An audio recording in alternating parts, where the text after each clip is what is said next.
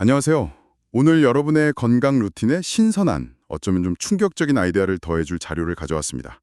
조선시대 실학자 서유구 선생의 방대한 저작, 임원경제지.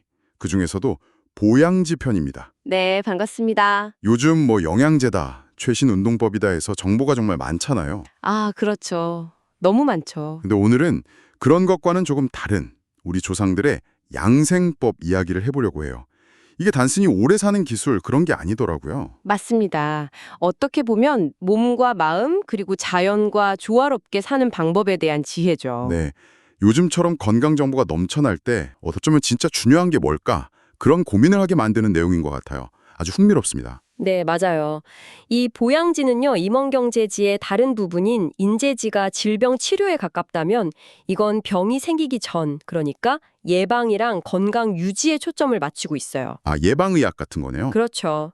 핵심은 우리 몸의 기본 요소라고 본 세 가지, 바로 정, 기, 신.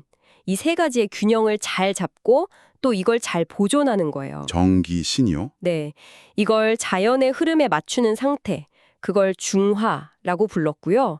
이게 가장 이상적이라고 본 거죠. 중화. 그리고 여기서 정말 중요한 포인트는 약이나 좋은 음식, 그런 보양식에만 의존하는 게 아니라는 거예요. 아, 그래요? 그럼 뭘 강조했나요? 일상생활 속에서 스스로 몸이랑 마음을 돌보는 것, 섭양이라고 하는데요. 이걸 아주 중요하게 생각했어요. 섭양, 스스로 돌본다. 네, 결국 내 모노 주인은 내가 되어야 한다. 이런 메시지죠. 아하.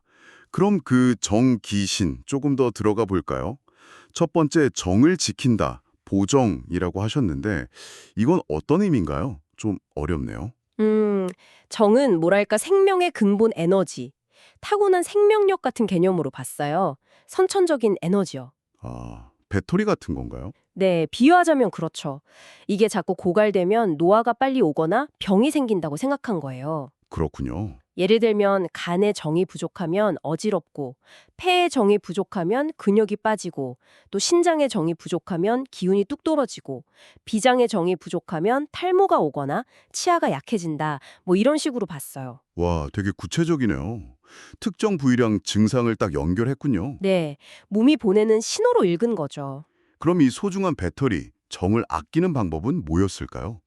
여러 가지가 있지만 가장 강조된 것 중 하나가 바로 성생활의 절제입니다. 절제요? 아, 네. 이게 현대적인 관점에서는 조금 뭐랄까 놀랍게 들릴 수도 있는데요. 네, 좀 그렇죠. 나이에 따라서 관계 횟수를 조절하라고 아주 구체적으로 권고를 해요. 예를 들면 20대는 4일에 한 번, 30대는 8일, 40대는 16일에 한 번 이런 식으로요. 그렇게까지요? 심지어 60세 이후에는 아예 정액 배출을 멈춰라, 폐정이라는 말까지 합니다. 폐정. 와, 근데 이게 도덕적인 금욕 이런 차원이라기보다는요. 그 생명 에너지를 좀 현명하게 관리하려는 일종의 에너지 효율 관점으로 접근했다는 게 중요해요. 아, 에너지 효율 관점. 그 시각이 되게 새롭네요. 그럼 다음, 기는 어떻게 다루나요? 이건 호흡이랑 관련이 깊다고 들었는데요. 네, 정확합니다. 기는 우리 몸을 계속 순환하는 생명력, 그러니까 후천적인 에너지, 운영체제 같은 걸로 봤어요. 운영체제 에너지요? 네. 이 기를 고르게 잘 다스리는 조기의 핵심이 바로 호흡입니다. 숨을 잘 쉬면 기가 맑아지고 기가 맑으면 정신, 즉 신도 맑아진다. 이렇게 연결해서 생각했죠. 숨만 잘 쉬어도 정신이 맑아진다. 네. 근데 그냥 막 쉬는 숨이 아니고요. 의식적으로 호흡을 조절하는 수련을 강조했어요. 의식적인 호흡이요. 그 요즘 말하는 마음챙김 호흡이랑 좀 비슷한 느낌인데요? 아, 맞아요. 그런 면이 분명히 있습니다. 아주 조용하고 깊게요. 예를 들어서 고요할 때는 봄 연못의 물고기처럼, 움직임을 멈출 때는 겨울잠 자는 벌레처럼 숨 쉬라고 묘사하기도 해요. 와, 비유가 시적이네요. 그렇죠. 더 나아가면 태아처럼 배꼽으로 숨 쉬는 듯한 그런 경지, 태식법 같은 고급 수련법도 소개하고요. 그러니까 숨 쉬는 행위 하나에도 이렇게 깊은 의미를 부여한 거죠. 숨 쉬는 게 정말 중요하군요. 그럼 마지막 요소, 신, 정신을 기르는 색신은 어떻게 하는 건가요? 사실 몸 건강만큼, 아니 어쩌면 더 중요할 수도 있잖아요, 마음 건강이. 맞습니다. 정말 중요하죠. 보양지에서는요, 격렬한 감정 변화, 그러니까 희로애락이 너무 지나치면 신을 해치고 그 결과로 기의 순환까지 방해한다고 봤습니다. 아, 감정이 기의 흐름을 막는다고요? 네. 예를 들어서 뭐 엄청나게 화를 내거나 기쁜 슬픔에 오래 빠져 있는 것이 직접적으로 몸에 병을 일으킬 수 있다. 이렇게 경고를 해요. 와, 감정이 격해지면 몸속 에너지 흐름에 그야말로 뭐랄까 정전기 같은 게 막 일어난다고 본 거죠. 진짜 몸이랑 마음이 딱 하나로 연결되어 있다는 관점이네요.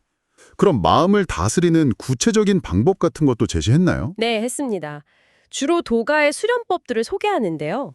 예를 들면 눈을 감고 자기 내면을 고요하게 이렇게 들여다보는 존상 같은 거예요. 존상, 내면을 본다. 네. 그리고 또 모든 잡념을 잃고 그냥 텅 빈 상태, 무념무상의 상태에 이르는 좌망 같은 방법도 있고요. 좌망, 들어본 것 같아요. 명상이랑 정말 비슷하네요. 아주 유사하죠. 결국은 마음을 고요하게 유지하는 것, 그게 바로 신을 아끼고 기르는 길이다. 이렇게 본 겁니다. 그렇군요.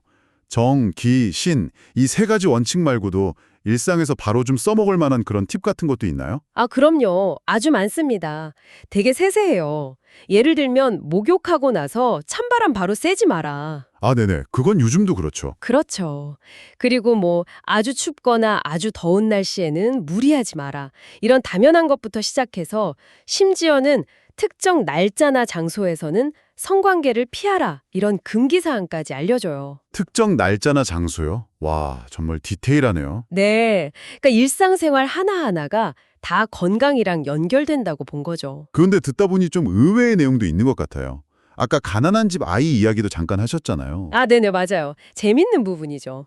가난한 집 아이가 오히려 부잣집 아이보다 더 건강하게 자랄 수 있는 이유가 네 가지 있다. 뭐 이런 이야기를 하는데요. 네 가지나요? 뭔가요? 첫째는 옷을 얇게 입어서 추위, 더위에 단련되고, 둘째는 음식을 담백하게 먹고, 셋째는 욕심이나 화낼 일이 적고, 넷째는 약을 함부로 안 써서 몸 스스로 회복할 기회를 얻는다.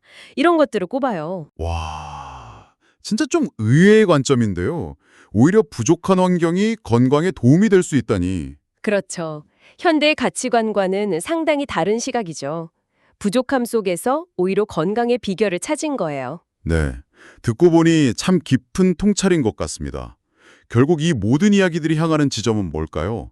어떤 메시지를 주는 걸까요? 한마디로 하면 스스로 자기 몸의 주치의가 되라는 겁니다. 내 몸의 주치의는 나다. 네, 도인술이라고 해서 일종의 체조나 스트레칭 같은 자가 운동법이 있거든요. 이걸 통해서 몸을 단련하고 병을 미리 예방하거나 다스리라고 강조하죠. 아, 스스로 운동해서요? 그렇죠.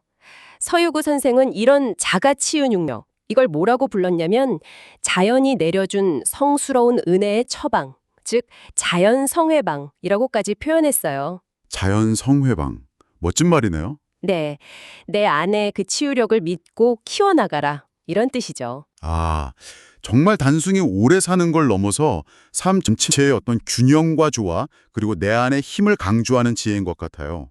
정기, 신을 아끼고 호흡으로 기를 다스리고 마음을 고요히 하면서 자연의 리듬에 맞춰 사는 방식이요. 맞습니다. 어쩌면 첨단 과학기술 시대에 우리가 잠시 잊고 있었던 혹은 놓치고 있는 그런 중요한 가치가 아닐까 싶네요. 네, 저도 그렇게 생각해요. 모든 게 너무 빠르고 외부 정보나 자극이 넘쳐나는 이 현대사회에서 보양지가 제시하는 어떤 내면으로의 집중, 그리고 삶의 절제라는 가치는 오히려 더 큰 의미를 가질 수 있다고 봅니다. 그렇죠.